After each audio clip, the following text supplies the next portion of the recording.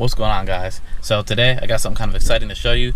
It's a car that belongs to a good friend of mine, and it's just so much to go over on the car. I can't go over it on my own because it's such a long process. I can't go over every single detail of the car, or at least the details that are worth talking about. Like, there's just so much. But it is a 93 RX-7. The basic rundown of the car is it's a 3-rotor car, so it's a 20B. It's got a T56 swap, and it's got a Ford 8.8 rear. So we're gonna go in there. We're at Tajh's shop right now. We're gonna go over the car, and he's also the owner of G Performance. So if you're local to us and there's something you need done to your car, there may be a service he can provide for you. So definitely check it out, and I'll link his Instagram. And he does deal with a lot of different cars, so definitely check out his Instagram and give him a follow. He actually has an FB too, so if you're into those old school RX-7s, check him out. He has a Cummins, just like mine. So definitely check it out. All right, so I'm right here with Tajh, and this is his shop. This is G Performance, and this is his 93 RX-7. So this is the basic rundown of the car. It's a 20B, it's a T56, and a Ford 8.8. All right, so with rotaries, porting is one of the biggest ways they make power. You port it, you have peripheral ports, bridge ports, street ports. There's many different variations of how it gets ported, and some engine builders like doing it one way, and some like doing it another way. Some have their own secrets. There's a lot of that in the rotary world, and a lot of guys actually don't like talking about what they have done when it comes to rotaries. But do you want to give them a couple details of what porting this has? This is it's pretty simple, honestly. It's a large street port. I told him to port it as large as you can possibly go before it's too much. It's been penned, which it is a C-series, so it already comes with those at least. But I'd have to upgrade it. Pens in it. And the pins are just going in between the housing like dowel pins, right? Okay. So literally, it's pretty much a dowel pin, like you said.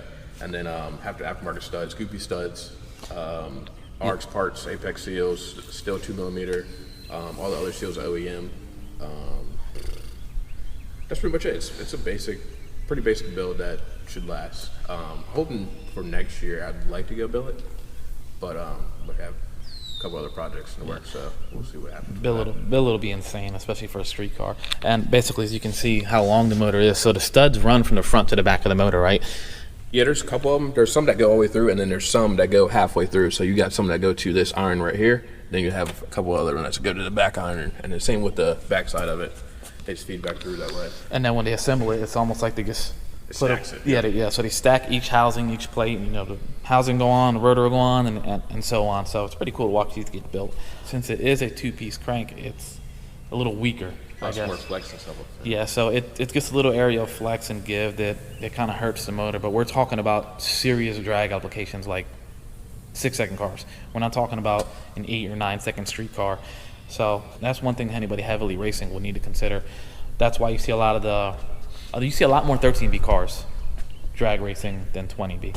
But 20Bs are definitely cooler. They sound better, and they're definitely stronger aside from that issue. It should hold up to whatever he has for it. And another thing about rotaries that a lot of people probably don't know is your rotor is almost like your piston and your rod together, and then you have your crank. So there's no for the longest time there wasn't an aftermarket rotor. It was just you stick a rotor in a stock housing, you clearance it a certain way, you port the housing a certain way, and that's how you make more power. So that's the cool thing about rotaries. Piston engines have always had upgrades, cams, pistons, rods, stuff to make them stronger and make more power. Rotaries, all you do is make the holes bigger and give it more air. That's literally all you do to them to make more power. So that alone is impressive, and you kind of got to respect that. There are billet options now, so rotaries will be doing a lot better. I think rotaries will be the next import motor, if you can call it an import motor, but they'll be the next import motor to go into the 5-second zone, drag racing wise. So what size turbo is that? 80mm. Bullseye So powered. So it's an S480? Yep. Has a Batmobile, all the good stuff. So those of you that aren't familiar, the Batmobile stuff is like upgraded stuff after. It's like starts off as a Borg Warner turbo, and then they upgrade it with different wheels, billet wheels, different housings and stuff like that. So that's what this has. Before, you actually had on your 13B, you had what was that? The Borg Warner S475. Okay, and that was just a regular Borg Warner. So that one it was pretty quick. It only dynoed what, 400 wheel? That was 5 something. So his old car dynoed 5 something. It was pretty quick because they don't weigh anything. It's under 2,800 pounds, and it took a good beating. So anybody who really says rotaries aren't reliable, I just feel like they haven't really been around them that much. But his definitely took a beating. He beats the hell out of stuff. So you'll get to see this 20B get beat on. And it's also nice to see a car that's this good looking get beat on and get driven. Most of the time when you see cars look this good, they just do this, they just sit. He'll actually drive the hell out of his car. So as far as ECU, what ECU running? Fueltech FT600. And you had a Microtech before, right? Yeah, Microtech FT10, which it was a good ECU, did what I needed it to, but it was definitely had to upgrade to something a little bit better. You hang out with these guys, they got these 6-second rotaries, so you know how that goes. You start hanging out with these guys with 1,800 horsepower rotors, you gotta have the shit they got. How about your fuel pump? What about that fuel pump? Don't you got like a fuel pump that supports 2,000 horsepower? Yeah, the air motor brushless 5.0. So you got guys like me, humble guys, with Walbro pumps. They last a year and you gotta change it. Nah, he's got a good fuel pump though. It's a pretty nice setup. What is it, a sump? Yeah, I have the tank sump. So you can actually see it down here. Dash 12 feed line, all the way to the rail, and then a dash 10 return. And what's fuel sensor, like some good stuff in there. what size injectors? Actually, the new ID 2600s. Look at that. And how many of them? 6. 6 ID injectors and a Bully billet intake manifold. So that's a Pro J intake manifold. That's also a real nice manifold. Now, see you got all these sensors right here. I'm assuming these are back pressure sensors and O2 sensor. Actually, those are Egt sensors. So Okay. I have, I don't know, you can't really see them down there, but there's 3 on each runner since it's 3 rotor. And then I had an extra one. I bought an extra on accident, so I decided to have with it and put it in for the downpipe. Okay. There is a back pressure sensor, which is right here, goes into the front of the manifold where all the collectors meet. And then obviously that just helps out with tuning and stuff. And for me, if I lose a little bit of compression or see something a little odd going on. So is it normal to run a back pressure sensor on the runner of the manifold and not in the turbo housing? Honestly, from where I've researched mostly with the rotors, that's where most people were putting them. So there you go. I never knew that. I always assumed it goes in the turbo. Something I was wondering though, if you were doing to the compressor housing, being it's, I guess the twin scroll.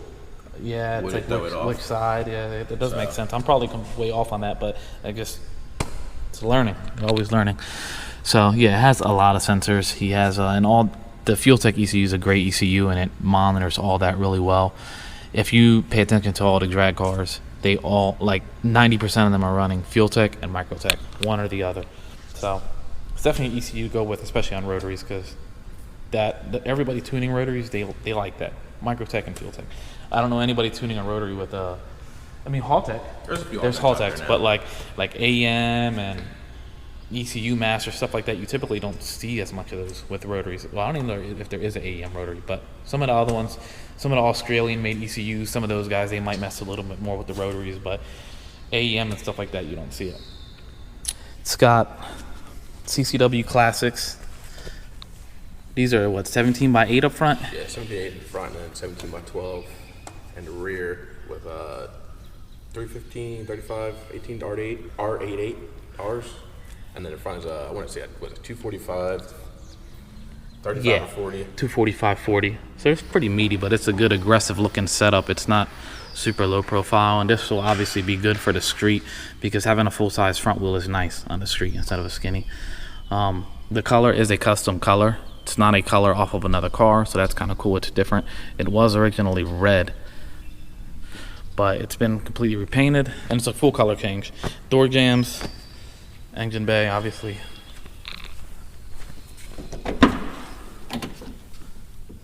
And moving on to the interior, we actually have these. They're almost like the Tilla seats, right? They're closer. I don't know how to say the guy's name. Kevmaster, Kevmans, or something like that.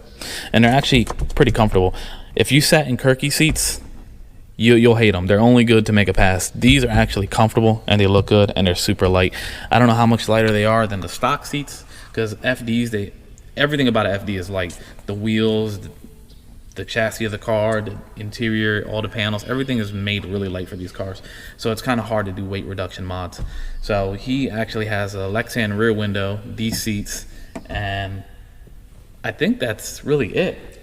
There's nothing else. Yeah, so there's nothing else in this car that actually loses the weight. You can actually take a CCW drag pack that are 16s all the way around and you'll pick up weight over the stock 16-inch wheels on an FD.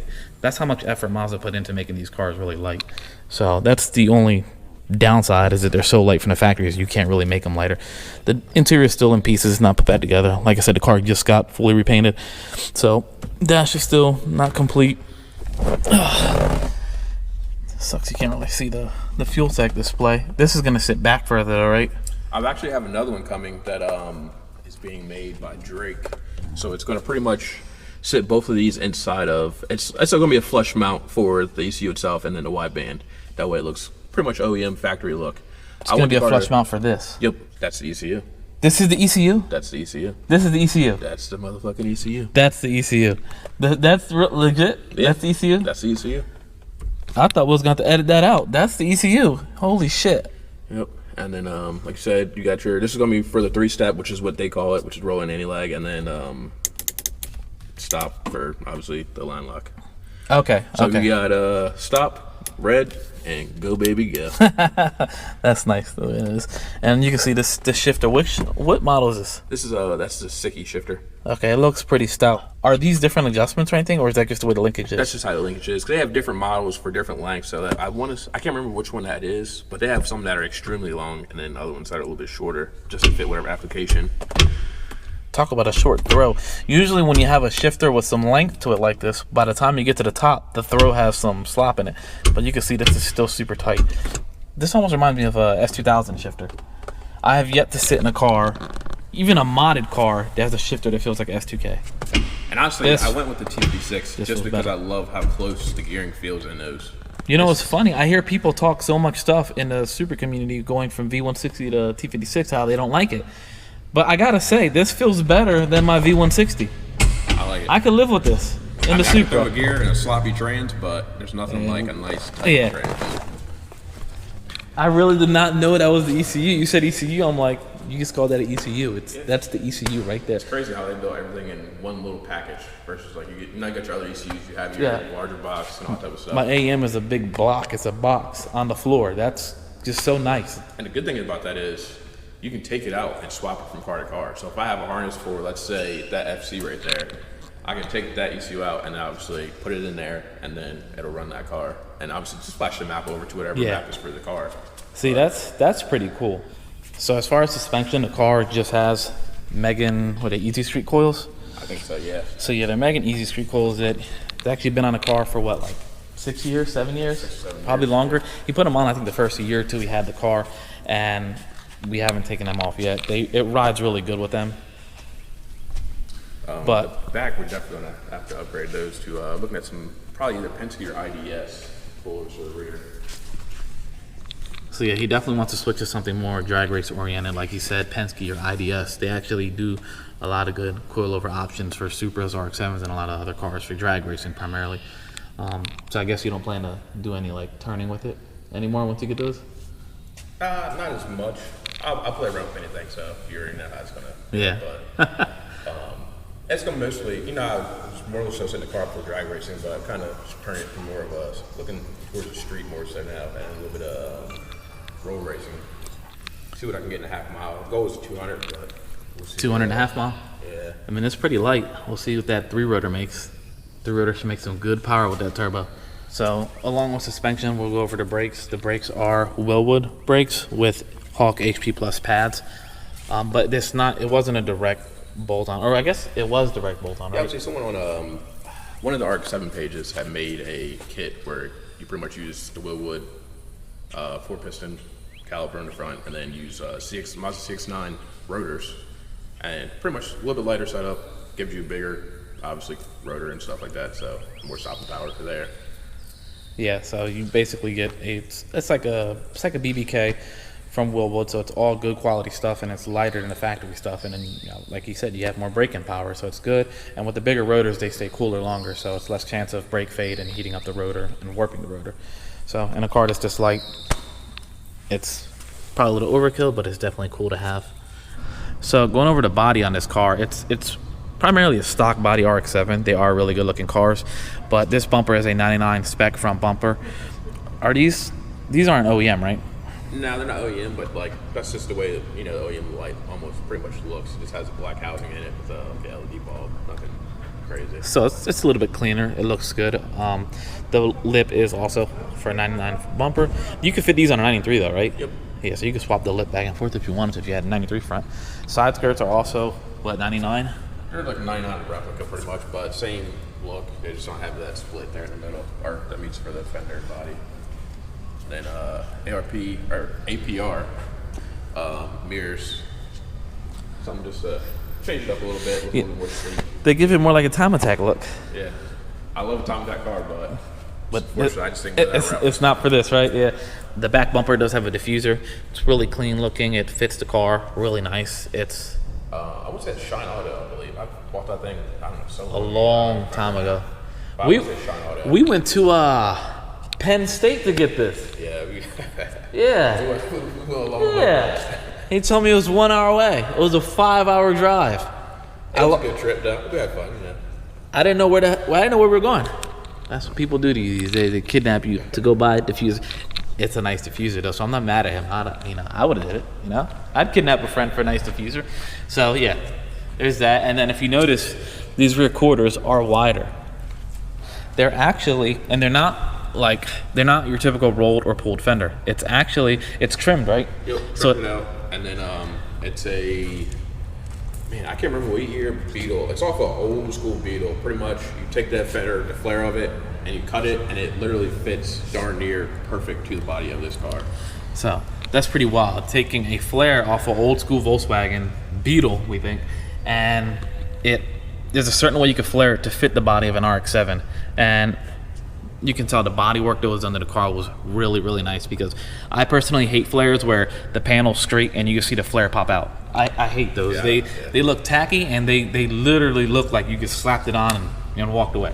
These, you can't even tell it's there. It looks like the car came from the factory like this, and that's how they should look. It's just, it's real subtle, and it's just a little bit wider, but it's fitting 315s like nothing. And technically, you go even wider. I have a kind of a low offset on here, so it brings it out a bit more, but I don't really see a need for anything wider than the 315 right now. These are Supra spec CCWs, so they have a lower offset than I guess what FDs run. Yep. So it causes the wheel to poke out further with the lower offset. If these were proper fitting FD CCWs or an FD wheel, it would sit in further and it would allow you to run a wider tire. So to be honest, yeah, if you went, you could go with a bigger barrel, honestly. Yeah, definitely could. And it would, if you went with a bigger barrel with the same face, the wheel would actually just sit further in on the inside, and you could probably get away with a 335 with the right wheel and tire. But like he said, 315 is more than enough. It's already on the car, and it looks great. So it definitely has some real clean body mods, stuff that you're not going to see on every other RX-7. And that's one cool thing about this car. Nothing about it is cookie cutter. I wish I could say that for my car, but I really can't. This RX-7 is definitely something special, and it's one of its own. There's not a lot of them. The hood, what hood is this? I know the hood used to be carbon fiber. Yeah, it's still a carbon fiber hood, obviously, but just painted over it. I'm not huge into the whole carbon fiber look on some cars. For this particular one, obviously, I didn't like it. I know the mirror is. It's all right. But outside of that, I mean, that's pretty much it. The hood, I can't remember. I want to say it's like an old Seabon. I'm not too sure how you even say it. How do you say? Is it Seabon or Seabon? It's one of their old hoods. I got the thing. Fitment is terrible on it, but I mean, that's just what it's fine. It is what it is for me. When you go with aftermarket panels, they almost never fit right. Even good stuff sometimes doesn't fit right. But yeah, that's the body of the car. It's definitely tastefully done. It all flows really well. Still have a lot of seals and stuff to order, so hopefully we're getting that stuff in the next couple of weeks or so. Yeah, we don't need no hate about this and all that, because it's all coming. This car is being done right. We're not throwing seals they're probably from 91 if it's a 93, so we're not throwing old seals that are dry rotted in a freshly painted car. So still more to be done to the car, still more coming in. So we mentioned the car does have a T56. Did you pick a specific gear ratio or anything you wanted for the T56? So it has the T56 Magnum, which has the GM version. So there's two. There's a Ford version and there's a GM version. Went with the GM version, And then actually just got the drive shaft done. Just got it today, actually. It's blue. Let's go look at this drive shaft. Can we walk on this? I don't want my Crocs to fall apart, man. Never seen a blue drive shaft. And this is a 3.5-inch chromoly. Yep. Right there, made by Mark Williams. So if you need a drive shaft made, there you go. What was the turnaround time for that? Pretty much a week. I ordered it on like Friday. It was kind of a messed up day, and then we had a holiday that Monday. So I think it was just bad timing. Honestly, it should have been, like I said, probably a week is reality. Now, is that a part they stopped for that trans to that diff on the FD? Everything was. So it was all one off. Yep. The flange yoke for the transmission side was actually from them, which I didn't know until after I called them and gave them the part number. And then I went with a strange yoke for the rear, or actually flange yoke is in the rear, and then that's the regular yoke. Yeah. So, and then that goes to the Ford 88. It's a aluminum Ford 88 out of a Cobra. Now, what LSD is in it? Stock LSD, but with upgraded clutch packs and all that type of stuff. New bearings. And is it stock gearing? Yep, kept same stock gearing. Just because when I matched it up with the T56 gearing, it put me where I wanted to be for the half-mile time. So I think it hopefully should work out pretty good. What does the 6th gear go up to?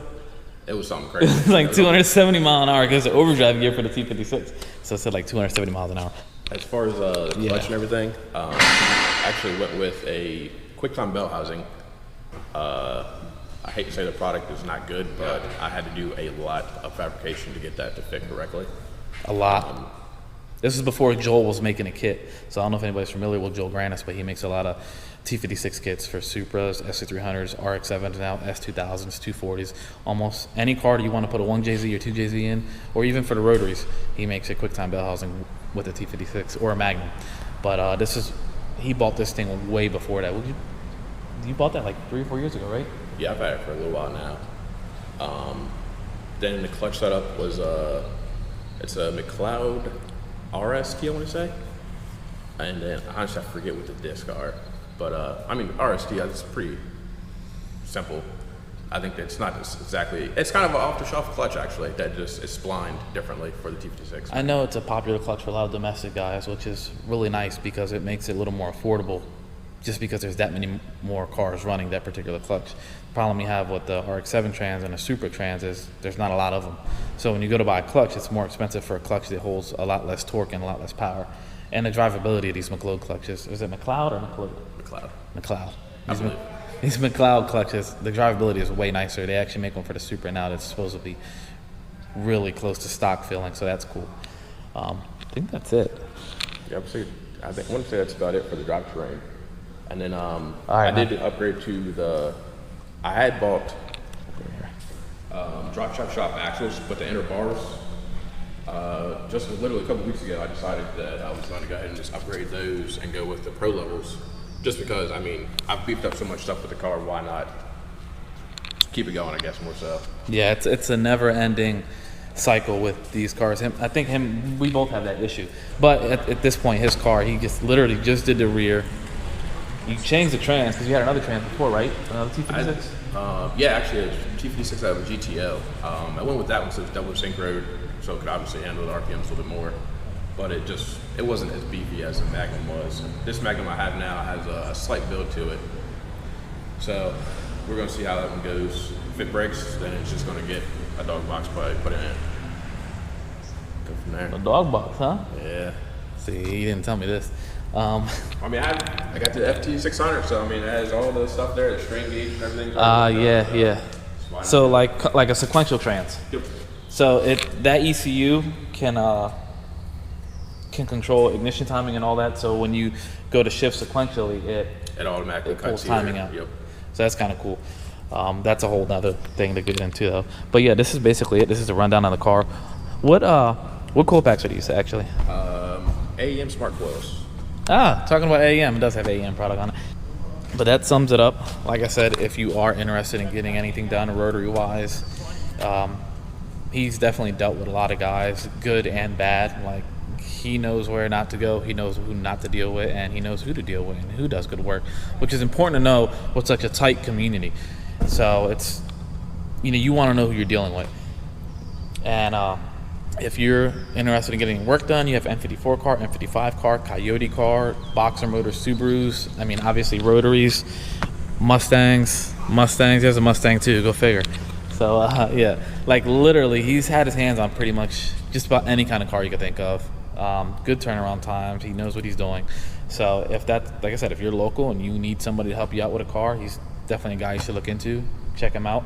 And like I said earlier, just check out his Instagram. It has all his contact info on there, and you can get a hold of him that way. Hopefully you'll see more of this car. We'll be able to go out more this year and actually take it to a couple shows and then start racing it and actually see what this setup can do. But with that being said, I think we're gonna go ahead and cut the video off here. If you like this car, you want to see more of it, you want to see more of the Supra, anything like that, or we are very unbiased when it comes to cars. We like a lot of shit, so there's just going to be a lot of different cars. And if you want to see something like this or something else, definitely consider coming back to the channel, checking out some more, and subscribing. So that being said, we're going to close up the video. Take care, guys.